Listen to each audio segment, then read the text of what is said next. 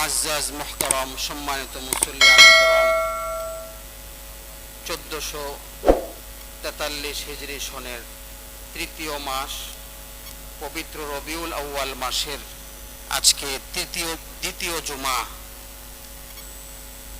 জুমার এই মোবারক দিনে আল্লাহ তাআলা আমাদেরকে সুস্থতার সাথে নিরাপদে ঈমান ও তাকওয়াকে ধারণ করে আল্লাহর ঘরে আগে আগে আসার সুযোগ দান করেছেন। দ্বীনের কিছু কথা বলার এবং শোনার সৌভাগ্য নসিব করেছেন। এজন্য মালিকের দরবারে অন্তরের অন্তঃস্থল থেকে মুহাব্বতের সাথে কালিমাতুশ শুকর আদায় করে পড়ি আলহামদুলিল্লাহ। মুহতারাম সম্মানিত মুসল্লিয়ান কিরাম, আমার আলোচনা চলছিল ঈমান সম্পর্কে, সেদিকেই আমি যাব। তবে আলোচনা শুরু হবে রবিউল আউয়াল থেকে। আরবি মাস রবিউল আউয়াল, এটি আপনার হিজরি সনের তৃতীয় মাস রবিউল আউয়াল। রবি শব্দের অর্থ হলো বসন্ত। রবি শব্দের অর্থ বসন্ত। বসন্তকাল ঋতুর দিক থেকে সবচেয়ে শ্রেষ্ঠ। এই কালটিকে আমরা সকলেই ভালোবাসি। এটাকে আমাদের সকলের কাছেই বসন্তকাল ভালো লাগে, কারণ বসন্তকালের আবহাওয়া অনেক সুন্দর, মনোমুগ্ধকর। বসন্তকালে প্রকৃতি যেন নতুন সাজে সজ্জিত হয়, প্রকৃতি নতুন প্রাণ লাভ করে, গাছের মধ্যে নতুন পাতা গজাতে থাকে। এই বসন্তকালের শুভাগমনে কোকিল গান গাইতে থাকে, তাই না? এই বসন্তকাল আমরা সকলেই ভালোবাসি। এর মধ্যে না বেশি শীত না বেশি গরম, এরকম নাতিশীতোষ্ণ যাকে বলে, আরামদায়ক একটি আবহাওয়া থাকে তখন। এই ঋতুটি সব ঋতুর চেয়ে শ্রেষ্ঠ ঋতু। ঠিক রবিউল আউয়াল মাস আরবি মাসের মধ্যে এটাও মুসলমানদের জন্য সুসংবাদ নিয়ে এসেছে, মুসলমানদের জন্য আনন্দের বিষয় এই মাস। কারণ এই মাসে পৃথিবীর শ্রেষ্ঠ মানব, মহামানব দুনিয়াতে আগমন করেছেন, যার আগমনে এই ধরা আলোকিত হয়েছে। দুনিয়ার সকল মানুষ যার আগমনে আনন্দিত হয়েছে, সকল সৃষ্টি আনন্দিত হয়েছে, যার আগমনে পৃথিবী উদ্ভাসিত হয়েছে, নবী করিম সাল্লাল্লাহু আলাইহি ওয়াসাল্লাম। আগমনের পর থেকে 40 বছর পর্যন্ত দীর্ঘ এই সময়টুকু, এর মধ্যে আল্লাহ তাকে মানুষের মাঝে এমন ভাবে ফুটিয়ে তুলেছেন, তার চরিত্র, তার আচার, তার ব্যবহার, তার কথাবার্তা, তার লেনদেন এমন ভাবে সমাজের মধ্যে প্রকাশিত করেছেন যে সকল মানুষ মুহাম্মদ আরবি সাল্লাল্লাহু আলাইহি ওয়াসাল্লামকে সবচেয়ে চরিত্রবান, সবচেয়ে সত্যবাদী, আমানতদার, বিশ্বস্ত এটা স্বীকৃতি দিতে বাধ্য হয়েছে। সমস্ত মানুষ নবুয়ত লাভের আগেই তাকে সকলেই আমানতদার, আল আমিন এই উপাধিতে ভূষিত করেছে, বিশ্বস্ত, সত্যবাদী। এই গুণগুলো তার সাথে লাগিয়েছে তখনকার মানুষ, যেই মানুষগুলো অন্ধকারে নিমজ্জিত ছিল, জাহিলিয়াতের যুগের মানুষগুলো। তার চরিত্র এত সুন্দর ছিল, যদিও মা নেই, বাবা নেই, এতিম একজন মানুষ, কিন্তু চরিত্র এত সুন্দর, লেনদেন এত ভালো, কথাবার্তা এত সুন্দর, সকলেই অভিভূত হয়েছে তার সকল বিষয়ে। 40 বছর যখন হয়েছে, এরপরে আল্লাহ তাআলা নবুয়ত দান করেছে, তার উপর কোরআন নাজিল শুরু হয়েছে। কোরআন নাজিল কিভাবে শুরু হয়েছে, ওহী তার উপর অবতরণ কিভাবে শুরু হয়েছে, বুখারী শরীফের একেবারে প্রথম হাদিসেই এসেছে সে বর্ণনা। ইমাম বুখারী রহমতুল্লাহ আলাইহি বাব কায়েম করেছেন, অধ্যায় কাইফা কানা বদউল ওয়াহি ইলা রাসূলিল্লাহি সাল্লাল্লাহু আলাইহি ওয়াসাল্লাম। নবীজির উপর ওহী কিভাবে নাজিল হওয়া শুরু হয়, সেখানে বর্ণনা এসেছে। আম্মা জান আয়েশা রাদিয়াল্লাহু আনহা বলেন যে হুজুর আকরাম সাল্লাল্লাহু আলাইহি সাল্লামের উপর ওহীর ধারা শুরু হয়েছে স্বপ্নের মাধ্যমে। স্বপ্নের মাধ্যমে ওহীর ধারা শুরু হয়েছে। এরপরেই নবীজি একাকী নিভৃতে লুকায়িত একটি জায়গায় ইবাদত করতে পছন্দ করলেন, যে একটি নিভৃত জায়গায়, একটি নির্জন জায়গায় আমাকে যেতে হবে। নবীজি এরপর হেরা পাহাড়ে চলে গেলেন, যাকে জাবালে নূর বলা হয়। সেই পাহাড়ের একটি গুহায়, হেরা গুহায়, সেখানে অবস্থান করতে লাগলেন। রাতের পর রাত সেখানে ইবাদত করছেন আল্লাহ তাআলার, একাকী নিভৃতে গোপনে আল্লাহ তাআলার সাথে প্রেম আলাপ করছেন। হঠাৎ একদিন জিবরাইল আলাইহিস সালাম চলে আসলেন, এসে বলতেছেন, ইকরা ইয়া মুহাম্মদ, হে মুহাম্মদ তুমি পড়ো। মুহাম্মদ সাল্লাল্লাহু আলাইহি সাল্লাম বলছেন, মা আনা বিকারি, আমি তো পড়তে পারি না, পড়তে জানি না। এটা বলার পরে জিবরাইল আলাইহিস সালাম নবীজিকে ধরে এমন ভাবে চাপ দিলেন, বুকে জড়িয়ে এমন ভাবে চাপ দিলেন, নবীজি বলেন আমার যেন জীবন শেষ হয়ে যাচ্ছে, এতটা আমি আঘাত পেয়েছি। তো নবীজি বললেন আমি পড়তে জানি না। এরপর আবার বললেন জিবরাইল যে ইকরা, নবীজি বললেন এখনো আমি পড়তে পারছি না, মা আনা বিকারি। দ্বিতীয়বার জিবরাইল আলাইহিস সালাম আবার চাপ দিলেন, নবীজি বললেন এবারও আমার সেরকমই কষ্ট হলো, আগের মতো। এরপরে চাপ দেওয়ার পরে আবার বলছেন, ইকরা ইয়া মুহাম্মদ, এবারও তিনি জবাব দিলেন, মা আনা বিকারিন, পড়তে পারি না। জিবরাইল আলাইহিস সালাম আবার চাপ দিলেন, বুকে জড়িয়ে আবার সজোরে চাপ দিলেন।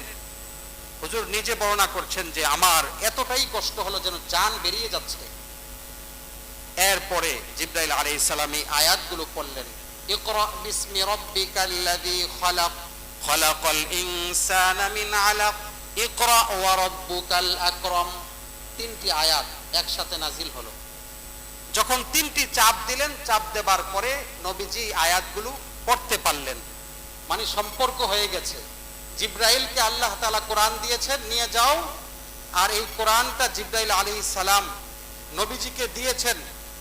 যখন স্বাভাবিকভাবে দিচ্ছেন, নিতে পারছেন না, সিনায় সিনায় যখন চাপ দিয়েছেন, বাস ধারণ ক্ষমতা এসে গেছে, যোগ্যতা এসে গেছে, এখন কোরআন নিতে পারছেন। তো এই কয়টি আয়াত নাজিল হওয়ার পরে 3 বছর ওহী বন্ধ থাকে। 3 বছর লাগাতার আর ওহী অবতীর্ণ হয়নি। এরপরে আবার ওহী অবতরণ শুরু হয়েছে। তো ওহী কয়েক সিস্টেমে অবতীর্ণ হতো, হাদিসে পাকের মধ্যে এসেছে। হযরত হারিস ইবনে হিশাম একবার নবীজিকে জিজ্ঞাসা করছেন, ইয়া রাসূলুল্লাহ, কোরআন কিভাবে আপনার উপর নাজিল হয়, ওহী কিভাবে অবতরণ হয়? নবীজি বললেন, কয়েক পদ্ধতিতে আমার কাছে ওহী আসে। 1 নম্বর পদ্ধতি, ঘন্টির আওয়াজের মতো।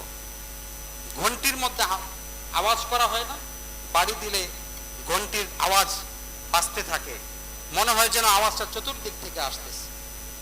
এই পদ্ধতিতে আয়াত নাজিল হতো, ওহী নাজিল হতো। মনে হতো যেন চতুর্দিক থেকে আওয়াজটা আসতেছে, ঘন্টির মতো আওয়াজ হতো। নবীজি সেখান থেকে আয়াতগুলো গ্রহণ করে আয়ত্ত করে নিতেন। নবীজি বলেন, এইভাবে কোরআন নাজিল হওয়াটা আমার জন্য অনেক কষ্টকর ছিল। আম্মা জান আয়েশা রাদিয়াল্লাহু আনহা বলেন, কঠিন শীতের সময়ও আমি দেখেছি নবীজিকে ওহী অবতরণ হচ্ছে, আর নবীজি ঘর্মাক্ত হয়ে যাচ্ছেন, ঘেমে যাচ্ছেন। কখনো এমন অবস্থা হয় নবীজির চেহারা পরিবর্তন হয়ে যাচ্ছে, শ্বাস নিঃশ্বাস বন্ধ হয়ে যাচ্ছে, ঘেমে যাচ্ছেন, ঘর্মাক্ত হয়ে যাচ্ছেন। কোন সাওয়ারির উপর যদি আরোহণ থাকেন, কোন ওট বা ঘোড়ার উপরে, সে অবস্থায় যদি ওহী নাজিল হয়, তাহলে দেখা যায় ওহীর ভারের কারণে সেই ওট বা ঘোড়া সেটা বসে পড়তো ওহীর ভারে।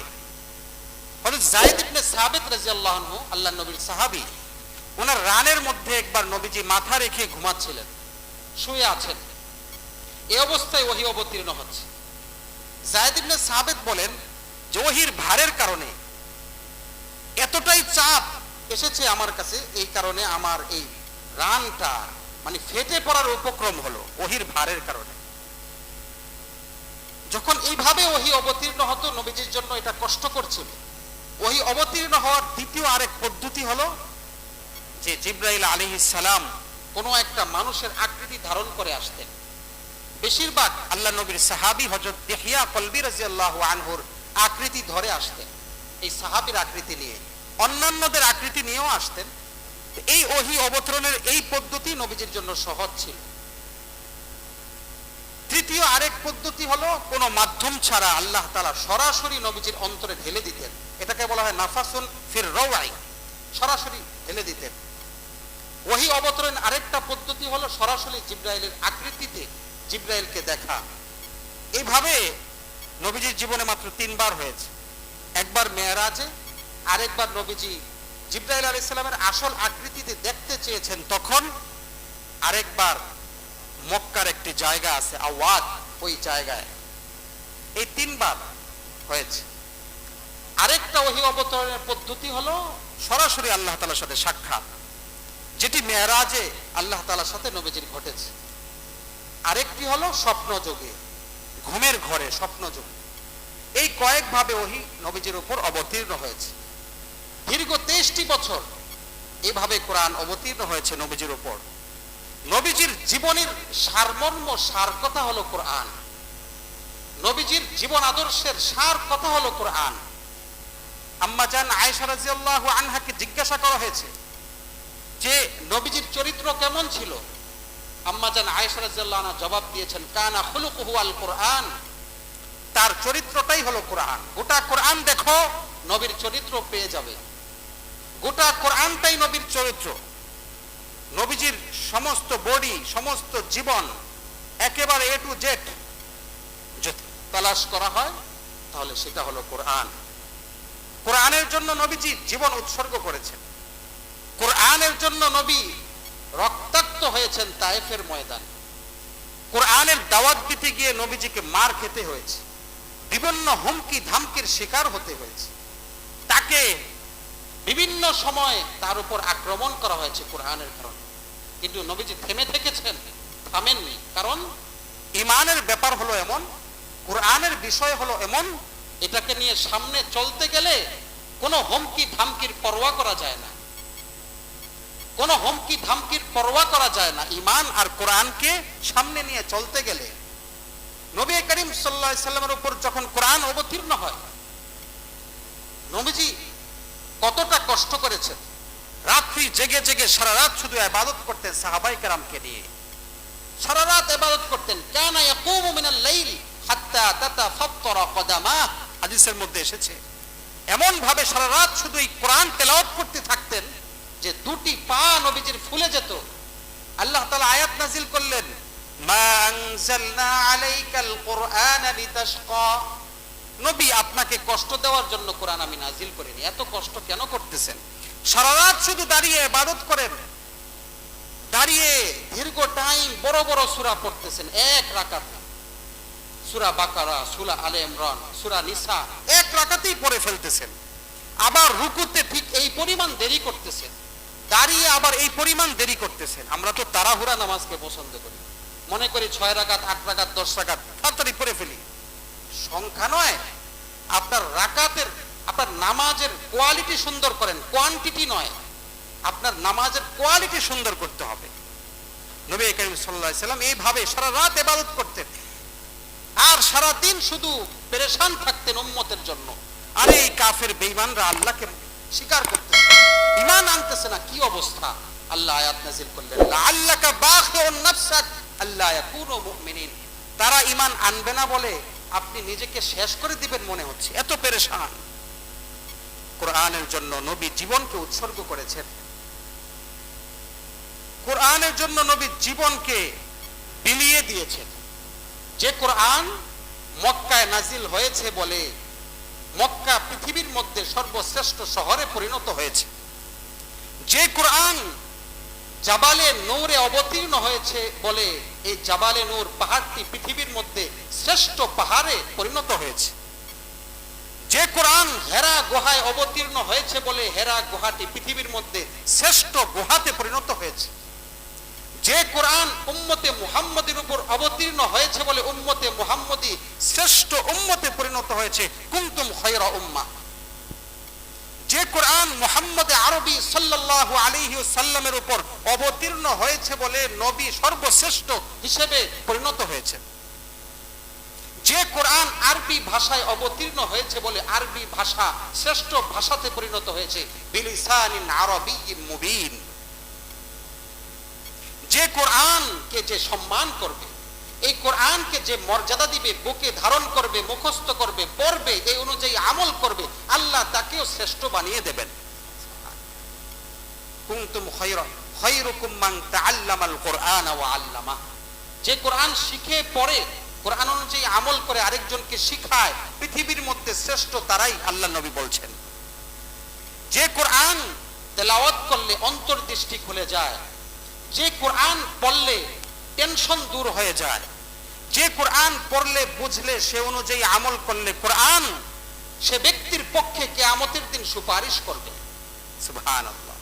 এই হলো সে কোরআন, যে কোরআন পৃথিবীর সবচেয়ে শ্রেষ্ঠ কিতাব, যে কোরআন আসমান থেকে যত কিতাব দুনিয়াতে এসেছে 104টি, 4টি বড় বড় আর 100টি ছোট ছোট, এই 104টি কিতাবের মধ্যে সর্বাগ্রে অবস্থান করছে কোরআন, সকলের আগে অবস্থান করছে কোরআন। যে কোরআন নাজিল হওয়ার পরে পূর্বের সব কিতাবের বিধান ব্যান্ড হয়ে গেছে, সেটা আর চলবে না। পূর্বের সকল আসমানি কিতাবের বিধিবিধান রহিত হয়ে গেছে। হ্যাঁ, যেই বিধানটি কোরআনের বিধানের সাথে মিলে যায় সেই বিধানটা বহাল থাকবে, বাকি সব রহিত হয়ে গেছে। কোরআন সর্বাগ্রে অবস্থান করছে। আল্লাহ তাআলা সরাসরি কালাম হলো কোরআন। এই কোরআনের ব্যাপারে নবীজি দোয়া করেছেন, আল্লাহুম্মা জাআলিল কুরআন রাবিআ কুলুবিনা। আয় আল্লাহ, এই কোরআনকে আমাদের অন্তরের বসন্ত বানান। আল্লাহুম্মা আনিস ওয়াহশাতি ফি কবরি। আল্লাহ, এই কোরআনকে আমার কবরের মধ্যে সঙ্গী বানিয়ে দেন। সুবহানাল্লাহ। আমার কবরের মধ্যে এই কোরআনকে আমার সঙ্গী বানিয়ে দেন। কার সঙ্গী হবে? যে কোরআনকে সম্মান করবে। যে কোরআনকে অবমাননা করবে তার সাথে কোরআন থাকবে কবরে। যে সম্মান করবে, কোরআনকে মর্যাদা দিবে। মুসলমান কোরআনকে এভাবেই সম্মান করে। হাত থেকে পড়ে গেছে, এসে বলে হুজুর কি করব, কোরআন হাত থেকে পড়ে গেছে, এর কাফারা কি হবে, এর জন্য আমি কি করতে পারি? এভাবে কোরআনকে মানুষ সম্মান করে। হাত থেকে পড়ে গেছে, অস্থির পেরেশান, আল্লাহর কালাম হাত থেকে আমার পড়ে গেল, আমার কত বড় যেন গুনাহ হয়ে গেছে। কোরআনের প্রতি কি আজমত! এক বৃদ্ধ মহিলা কোরআন পড়তে জানে না, পড়েনি, শিখেনি, শুদ্ধভাবে পড়তে জানে না, কোরআন খোলে আর মহাব্বতের সাথে বলে, হাদা কালাম, এটা আমার রবের কালাম, এটা আমার রবের বাক্য, এটা আমার রবের শব্দ, এই কথাই বলছে শুধু, কিন্তু কোরআন পড়তে পারেন। যার কারণে আল্লাহ এই মহিলাকে নাজাত দিয়ে দিয়েছে। কোরআনকে ভালোবাসতে শিখুন, কোরআনকে অবমাননা নয়। কোরআনকে যারা অবমাননা করবে, অবমাননা যদি কেউ করে, আপনার মনে যদি ব্যথা না আসে, কোরআনকে কেউ লাঞ্ছিত করবে, আপনার অন্তরে যদি দুঃখ না আসে, রক্তক্ষরণ যদি না হয়, আপনার ঈমানে সমস্যা আছে। কোরআনকে অবমাননা করার পরে আপনি প্রতিবাদ করলেন, আপনার এই প্রতিবাদ করাটা আরেকজনের কাছে পছন্দ হচ্ছে না, ভালো লাগতেছে না, তার ঈমানের মধ্যে সমস্যা আছে। বুঝতে হবে, এই কথাটা বুঝতে হবে, ভালো করে বুঝেন। কোরআনের এমন একটি সূরা আল্লাহর নবী বলেন, যার আরেকটি নাম সূরাতুল মুনজিয়া, 30 আয়াত সম্বলিত একটি সূরা, সূরাতুল মুলক। সূরা মুলক 29 পারার প্রথম সূরা, যার আরেকটি নাম সূরাতুল মুনজিয়া, মুক্তিদানকারী। আল্লাহর নবী বলেন, যে ব্যক্তি এই সূরা মুলক রাত্রিবেলা তেলাওয়াত করবে, মাত্র 3 পৃষ্ঠাও না, যে তেলাওয়াত করবে, আল্লাহর নবী বলেন এই সূরা তাকে কবরের আযাব থেকে মুক্তি দান করবে। সুবহানাল্লাহ। এই সূরা তাকে কবরের আযাব থেকে মুক্তি দিয়ে দিবে। নবীজি ঘুমানোর আগে এই সূরাটা সব সময় পড়তেন। আয়াতুল কুরসি, কত চমৎকার একটি আয়াত, কোরআনের মধ্যে সবচেয়ে শ্রেষ্ঠ আয়াত আয়াতুল কুরসি। যে প্রতিটা নামাজের পরে, ফরজের পরে আয়াতুল কুরসি পড়বে, জান্নাতে তার পৌঁছার ক্ষেত্রে শুধু বাধা থাকবে মৃত্যু। সুবহানাল্লাহ। প্রত্যেক ফরজ নামাজের পরে আয়াতুল কুরসি পড়া চাই। আমরা প্রতিটা মুমিন মুখস্থ করে, শুদ্ধ করে এটা মুখস্থ করে নেই। আরেকটা ফজিলত আছে আয়াতুল কুরসির। কেউ নিয়মিত যদি আয়াতুল কুরসি পাঠ করে তাহলে কবর প্রতিটা মানুষকেই কবরের মাটি একটু চাপা দেয়। যে মানুষকেই কবরে রাখা হবে রাখার সাথে সাথে কবরের মাটি তাকে চাপা দেয়। এই কথাটা মনে রাখেন, কবরের মাটি তাকে চাপা দেয়।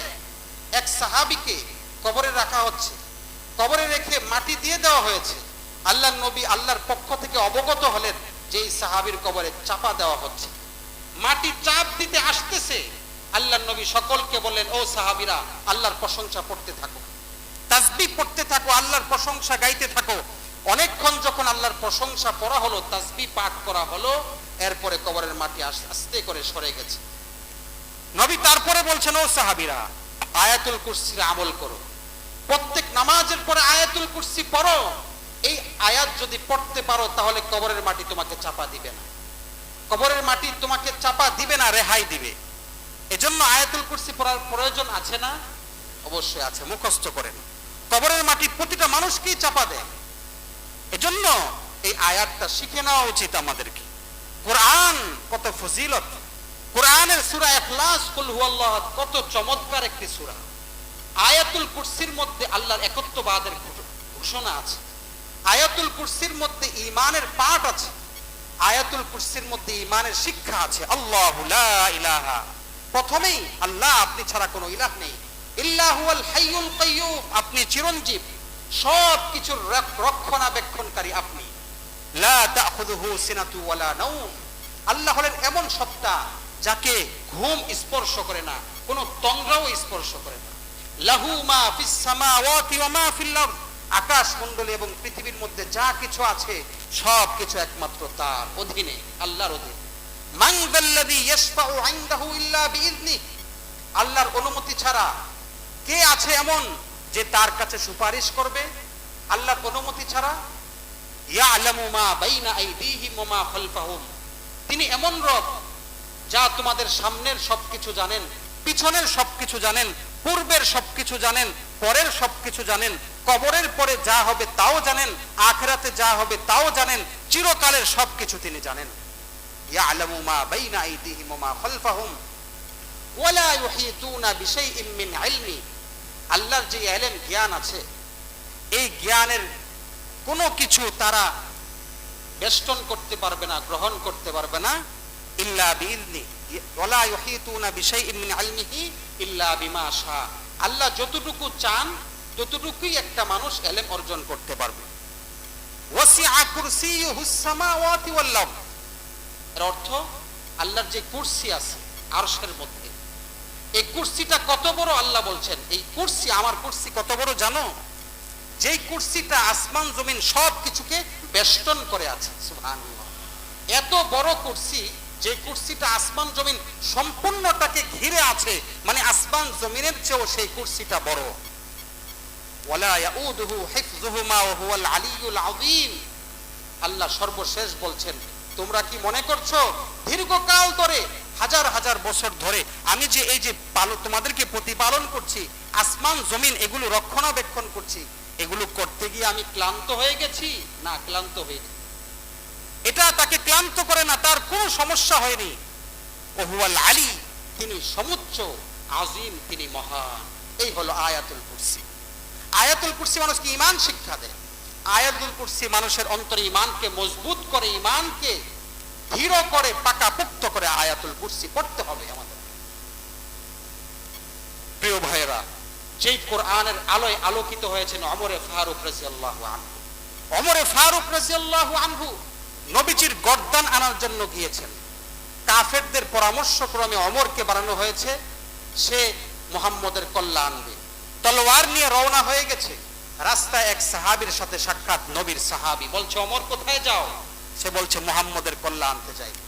সে বলছে, সাহাবী বলছে, ও ওমর, তোমার ভাই আর বোন তারা তো ইসলাম গ্রহণ করেছে, তাদের খবর আগে লও, নিজের ঘরের খবর আগে লও, মুহাম্মদের কাছে যাইতেছো? ওমর আগে জানে না, মাথা নষ্ট, দৌড়ে গেছে বোনের ঘরে, গিয়ে দেখে ঘরের মধ্যে তারা কোরআন তেলাওয়াত করে, মাথা নষ্ট, দরজা ভেঙে ভিতরে ঢুকেছে, তারা তো ভয়ে কাঁপতেছে, কোরআন তেলাওয়াত করতেছে। ভাই আর বোন রক্তাক্ত করে ফেলেছেন ওমর, ভাই বোনকে পিটিয়ে রক্তাক্ত করে ফেলেছেন। রক্তাক্ত করে ফেলার পরেও বোন বলছে, ভাই মেরে ফেলতে পারো, আমার শরীর থেকে রক্ত ঝরাতে পারো, আমাকে হত্যা করে ফেলতে পারো, কোরআন ছাড়তে পারবো না। ইমান, যে ইমান গ্রহণ করেছি, ইমান এমন দামি জিনিস, বুঝে ফেলেছি সেই দামি সম্পদটা আমি ছাড়তে পারবো না। ওমর এখন বলছেন, আচ্ছা ঠিক আছে, ছাড়বা না, আমাকে একটু কোরআন শোনাও দেখি। বোনকে বলছে, আচ্ছা দেখি কোন কোরআন এটা, যেই কোরআন এত মারার পরেও সেটা ছাড়বে না, কোন কোরআন এটা? বোন তেলাওয়াত করছে সূরা তাহা, তাহা মা আনজালনা আলাইকাল কুরআনা লিতাশকা ইল্লা তাযকিরাতাল লিমান ইয়াখশা তানজিলাম মিম্মান খালাকাল আরদা ওয়াস সামাওয়াতিল উলা। বোন তেলাওয়াত যখন করেছে, ওমরের অন্তর পরিবর্তন হয়ে গেছে। ওমরের অন্তর পরিবর্তন হয়ে গেছে, আগের মতো কুফরি আর অন্তরে নেই, অন্তর পরিবর্তন হয়ে গেছে। তাড়াতাড়ি বের হয়ে কি করবে? মুহাম্মদের কল্লা আনবে তো দূরের কথা, মুহাম্মদের সামনে মাথা নত করার জন্য তৈরি হয়ে গেছে। সুবহানাল্লাহ। কোরআন এমন জিনিস, যে কোরআন হাজারো কোটি মানুষকে আলোর পথ দেখিয়েছে। আল্লাহ বলছেন, আমি আয়াত তেলাওয়াত করেছি, ইন্না হাযাল কুরআন ইয়াহদি লিল্লাতী হিয়া আকওয়াম। এই কোরআনটা হলো এমন কোরআন যা এমন পথ দেখায়, যেই পথটা হলো সবচেয়ে সরল সঠিক পথ। ওয়ায়ুবাশশিরুল মুমিনিনা আল্লাযীনা ইয়া'মালুনাস সালিহাত আন্না লাহুম আজরান কাবীরা। এবং ওই সমস্ত মুমিন যারা নেক আমল করে, ঈমান আনার পরে নেক আমল করবে, তাদেরকে এই কোরআন সুসংবাদ দেয়, তাদের জন্য আল্লাহ মহা পুরস্কার আখিরাতে তৈরি করে রেখেছেন। সুবহানাল্লাহ। কোরআন সবচেয়ে দামি সম্পদ আমাদের। এই কোরআন অন্য কোন উম্মতের উপর অবতীর্ণ হয়, আমাদের উপর অবতীর্ণ হয়েছে। দামি সম্পদকে মূল্যায়ন করবার চেষ্টা করুন। নবীজি বলেন, ইন্নাল্লাহা ইয়ারফাউ বিহাদাল কিতাবি আকওয়ামান ওয়া ইয়াযউ বিহি আখারিন। এই কোরআনের মাধ্যমে আল্লাহ তাআলা একটা জাতিকে সম্মানিত করেন। যারা এই কোরআনকে মর্যাদা দিবে, সম্মান করবে, পড়বে, বুকে নিবে, এটাকে চুমু খাবে, এটাকে মহাব্বতের সাথে এর দিকে তাকাবে, এর মর্যাদা দিবে, সম্মান করবে, আল্লাহ তাদেরকে সম্মানিত করবেন। সুবহানাল্লাহ। কোরআন যারা অসম্মান করবে, অমর্যাদা দিবে, কোরআনের বেইজ্জতি করবে, তারা ধ্বংস হয়, কোরআন ধ্বংস হয় না। ওয়ায়াদউ বিহি আখারিন, আল্লাহ বলেন এটার মাধ্যমে আরেক জাতিকে আমি ধ্বংস করব, যারা নাকি কোরআনকে অবমাননা করবে, অসম্মান করবে। এজন্য কেউ কোরআনকে অবমাননা করলে আপনার অন্তরে দুঃখ আসতে হবে। অন্তরে রক্তক্ষরণ যদি না হয়, ঈমানের সমস্যা হবে আপনার। আর একজন প্রতিবাদ করলো, আর এই প্রতিবাদ করাটা যদি আপনার কাছে ভালো না লাগে, তাহলেও আপনার ঈমানের সমস্যা আছে। এজন্য সাধু সাবধান, এই বিষয়গুলো বুঝতে হবে। ইন্নাল্লাহা ইয়ারফাউ বিহাদাল কিতাবি আকওয়াম। কোরআন এমন জিনিস, ধরলে সওয়াব, স্পর্শ করলে সওয়াব, তাকালে সওয়াব, চুমু খেলে সওয়াব, এর দিকে তাকিয়ে থাকলেও সওয়াব, পড়লে সওয়াব, এই অনুযায়ী আমল করলে সওয়াব, এর অর্থ পড়লে সওয়াব, এই অর্থ মানুষের মাঝে প্রচার করলে সওয়াব, এই আয়াতের ব্যাখ্যা মানুষকে শোনালে, পড়লে সবটাই সওয়াব। সুবহানাল্লাহ। কোরআন রমজান মাসে অবতীর্ণ হয়েছে বলে মাসটি সবচেয়ে সম্মানিত হয়েছে। কোরআন লাইলাতুল কদর অবতীর্ণ হয়েছে বলে এই রাতটি সারা বছরের মধ্যে সবচেয়ে শ্রেষ্ঠ রাত হিসেবে পরিণত হয়েছে। সুবহানাল্লাহ। কোরআনকে এক ব্যক্তি অবমাননা করেছিল 2000 সালে। তুরস্কে পত্রিকার মধ্যে এসেছে এক ব্যক্তির ঘটনা। তুরস্কের এক জেনারেল একটা অনুষ্ঠানের আয়োজন করেছে। তুরস্কে যারা আপনার যে সমস্ত জেনারেল অবসরপ্রাপ্ত, তাদের সংবর্ধনার উদ্দেশ্যে একটা অনুষ্ঠানের আয়োজন করেছে। সে অনুষ্ঠানে ছিল অনেক গুনাহ, মদ, তারপরে নারী, আপনার নৃত্য, নাচ, এগুলোর ব্যবস্থা সেখানে ছিল, অনেক নর্তকী সেখানে ছিল। যাই হোক, তারা অনুষ্ঠান শুরু করেছে। আমেরিকান অনেক জেনারেল সেখানে ছিল, ইসরায়েলি অনেক জেনারেল সেখানে ছিল। এক পর্যায়ে যে এই অনুষ্ঠানটির আয়োজন করেছে, আয়োজক তুরস্কের জেনারেল, সে বলল কি, একটা কোরআন নিয়ে আনা হলো। সে বলল সূরা হিজরের 9 নম্বর আয়াত, যে আয়াতের মধ্যে আল্লাহ বলেছেন ইন্না নাহনু নাযালনাল কুরআন ওয়া ইন্না নাহনু নাযালনা যিকরা ওয়া ইন্না লাহু লাহাফিজুন। আল্লাহ এই আয়াতের মধ্যে বলেছেন কোরআন আমি নাজিল করেছি, এটাকে আমি অবশ্যই হেফাজত করব। সেই আয়াতটা বের করে বলতেছে আল্লাহ বলছেন কোরআনকে হেফাজত করবে। দেখি কি উনি হেফাজত করে, সব ছিঁড়ে কোরআনটাকে ছিঁড়ে নর্তকীদের পায়ের নিচে ফেলেছে। নাউজুবিল্লাহ। এই ফেলার কারণে এমন ভূমিকম্প আল্লাহ দিয়েছেন, একসঙ্গে তারা তো মরেছেই, 50,000 সেখানে মারা গিয়েছে। 50,000 একসঙ্গে সেখানে মারা গেছে, ধ্বংস করে দিয়েছেন আল্লাহ। আল্লাহ তো সবুর, ধৈর্যশীল। আল্লাহ ধৈর্য ধারণ করেন একটা সময় পর্যন্ত। আল্লাহ অনেক ধৈর্যশীল, না হয়তো আমাদেরকে গুনাহ করলে মুহূর্তে মুহূর্তে শেষ করে দিতেন। এই খবরটা তুরস্কের এক পত্রিকায় এসেছে সে বছর 2000 সালে। তাহলে কোরআনের প্রতি আমরা যারা মুসলমান একটা জিনিস খেয়াল রাখতে হবে, কোরআনের একটা আয়াত বা একটা শব্দের ব্যাপারেও আপনার মন থেকে ঘৃণা আসতে পারবে না। একটা শব্দের ব্যাপারে ঈমানদার হিসেবে এই কথাটা বুঝতে হবে আমাদের। একটা শব্দের ব্যাপারে যদি অন্তর থেকে অনীহা বা ঘৃণা আসে, অপছন্দ আসে, ঈমান চলে যাবে। এজন্যই বলি যে ঈমান অনেক দামি সম্পদ, ঈমানটাকে যেন আমরা না হারাই। একজন মুসলমানকে মদিনায় দাফন করা হয়েছে। এই মুসলিমটা নামাজ পড়তো, ইবাদত করতো, ঠিক আছে, কিন্তু কোরআনের একটা আয়াতকে তার কাছে অপছন্দ হতো। সে বলতো ওয়াইন কুনতুম জুনুবান ফাত্তাহারু, কোন ব্যক্তি যদি জুনুবি হয়, মানে তার গোসল ফরজ হয়ে যায়, নাইট প্রেসারের কারণে হোক বা স্ত্রী মিলনের কারণে হোক, গোসল তো করতে হয়, জরুরি হয়ে যায়, তখন আল্লাহ কোরআনে স্পষ্ট বলেছেন এটা, ওয়াইন কুনতুম জুনুবান ফাত্তাহারু। সবকিছুই সে মানে, কিন্তু সে বলতেছে আল্লাহ যে এখানে বলছেন গোসল ফরজ হওয়া মানে একেবারে বড় নাপাক হয়ে গেলে গোসল করতে হবে, এটা আমার কাছে ভালো লাগে না। এই ক্ষেত্রে আমি খ্রিস্টান ধর্মের রীতি পছন্দ করি, কারণ তাদের ধর্মে এরকম নাপাক হয়ে গেলেও গোসল করতে হয় না, এটা শুধু পছন্দ করতো। খ্রিস্টানদের এই একটা বিষয়কে পছন্দ করার কারণে তার কি হয়েছে দেখেন, তার কোনো এক সময় তার কবর খনন করার দরকার হয়েছে। কবর খনন করে দেখে তার কবরের মধ্যে এক খ্রিস্টান মেয়ের লাশ। নাউজুবিল্লাহ। মানুষ খোঁজ করে দেখলো এই খ্রিস্টান মেয়েটা পার্শ্ববর্তী একটা শহরে বসবাস করত, খ্রিস্টান। তো এই মেয়ের পরিবারে সবাই গিয়েছে তার বাড়িতে, গিয়ে বলতেছে আপনার মেয়ের লাশ কোথায় দাফন করেছেন? তারা বলেছে অমুক জায়গায়। তো ওই কবর খনন করেছে, ওই খ্রিস্টান মেয়েকে যেখানে দাফন করেছে ওই কবর খনন করে কবর খুঁড়ে দেখে যে সেখানে ওই মুসলমানের লাশ। যেই মুসলমান খ্রিস্টানের একটা বিষয়কে পছন্দ করত, ওই মুসলমানের লাশটা তার জায়গায় এসে গেছে। তার কবরে খ্রিস্টানের লাশ চলে গেছে, আর তার লাশটা চলে গেছে খ্রিস্টান মেয়ের কবরে। এখন তারা জিজ্ঞাসা করলো মেয়ের পরিবারকে যে আপনাদের মেয়ের কি হালত, কেন এইটা হয়েছে আপনারা বলতে পারেন? তারা বলতেছে আমাদের মেয়ে আমাদের ঘরে জন্মগ্রহণ করেছে খ্রিস্টানদের, ঠিক আছে, কিন্তু সে ইসলামকে পছন্দ করত, গোপনে গোপনে ইসলামকে ভালোবাসত, এবং সে অনেক ক্ষেত্রে বলেছে আমি ইসলামের সবকিছুকে ভালোবাসি, আমার যদি মদিনায় আমার মৃত্যু হতো, এই আকাঙ্ক্ষা সে ব্যক্ত করত। এজন্য তার লাশ চলে গেছে ওই মুসলমানের কবরে। আর ওই মুসলমান কোরআনের একটা আয়াতকে, একটা বিধানকে তার কাছে ভালো লাগেনি, সে অবিশ্বাস এই কথাও বলেনি, সে বলেছে আমার কাছে ভালো লাগে না। এটার কারণে তার কবর, তার লাশ চলে গেছে খ্রিস্টান মেয়ের কবর। চিন্তা করে দেখুন এবার আমাদের কি অবস্থা। কোরআনের একটা শব্দকে যদি আমরা অপছন্দ করি কি হবে?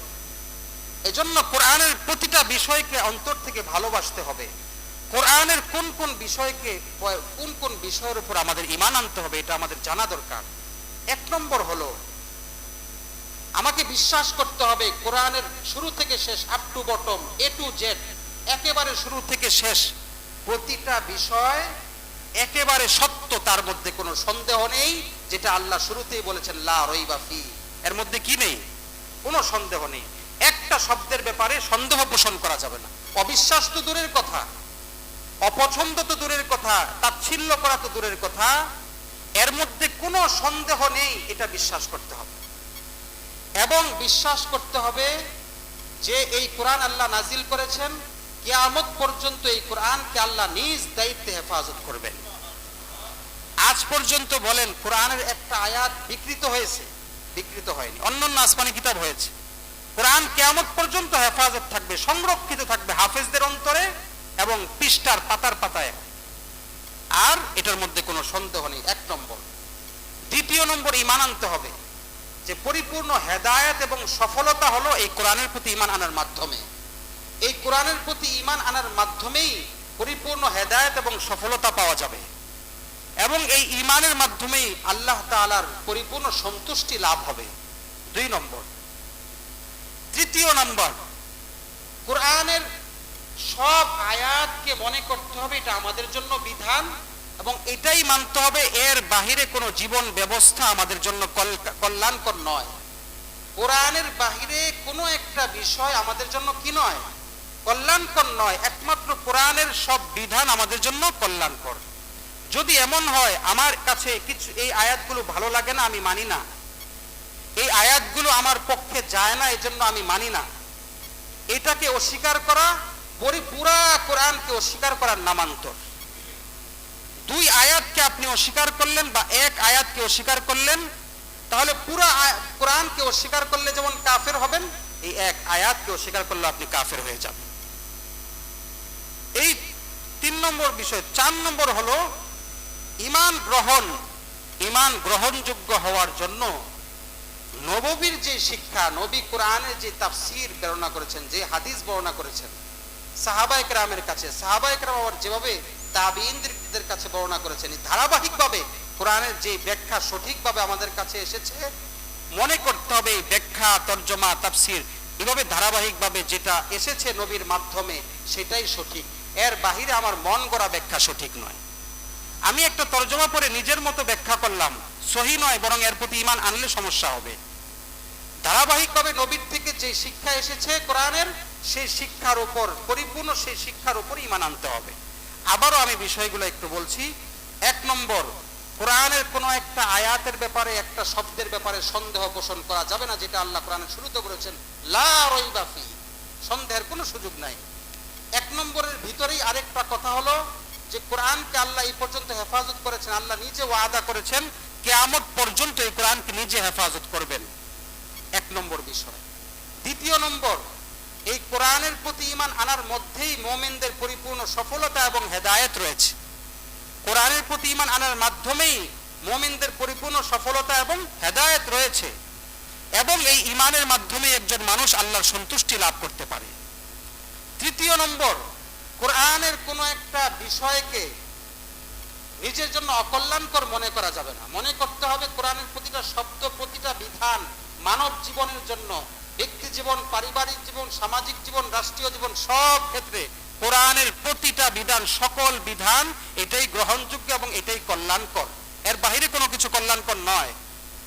4 নম্বর, নবী কোরআনের যে শিক্ষা দিয়েছেন সাহাবায়ে কেরামকে, সাহাবায়ে কেরাম তাবিঈনকে, পর্যায়ক্রমে ধারাবাহিকভাবে যে শিক্ষাটা আমাদের কাছে এসেছে, এটাই ঈমান কবুল হওয়ার জন্য এই শিক্ষা গ্রহণ করাই শর্ত। এই শিক্ষার বাহিরে নিজের মন গড়া তাফসীর, ব্যাখ্যা, তরজমা এটা গ্রহণযোগ্য নয়। কোরআনকে এভাবেই ঈমান আনতে হবে, কোরআনকে এভাবেই মানতে হবে, তাহলে আমাদের জীবনে সফলতা আসবে। কোরআনকে যদি আমরা সম্মান করতে পারি, পড়তে পারি, আমল করতে পারি, আমাদের সন্তানদেরকে কোরআনে শিক্ষা দিতে পারি, এটা একটা কথা। আমাদের সন্তানকে কোরআন শিক্ষা দিতে হবে। সকল শিক্ষা দেই, মনে রাখতে হবে আমার কাছে কি এটা বিশ্বাস হয় না যে কোরআন সবচেয়ে দামি কিতাব? কি বলেন? তাহলে সব শিক্ষা দিলাম, কোরআনের শিক্ষাটা দেওয়া দরকার নেই। আবার কোন রকম লামসাম শিক্ষা না, ভালোভাবে শিক্ষা দেন। হাত জোর করে বলি, যে কোনো ভাবেই আল্লাহর এই দামি কিতাবটাকে ভালোভাবে শিক্ষা দেন। এই শিক্ষা দিলে, এই কোরআন অনুযায়ী আমল করলে, চলতে পারলে, মর্যাদা দিতে পারলে, সাথে রাখতে পারলে কোরআন সুপারিশ করবে। ইয়াশফাউ লাহু, কোরআন তার জন্য অবশ্যই সুপারিশ করবে। আল্লাহ আমাদেরকে তৌফিক দান করেন। কোরআনের মর্যাদা বজায় রেখে, কোরআনের সম্মান বজায় রেখে, কোরআন পড়ে আমল করে, কোরআন অনুযায়ী চলে চির সফল হওয়ার তৌফিক দান করেন। আমিন। ওয়া মা আলাইনা ইল্লাল বালাগ। সুবহান।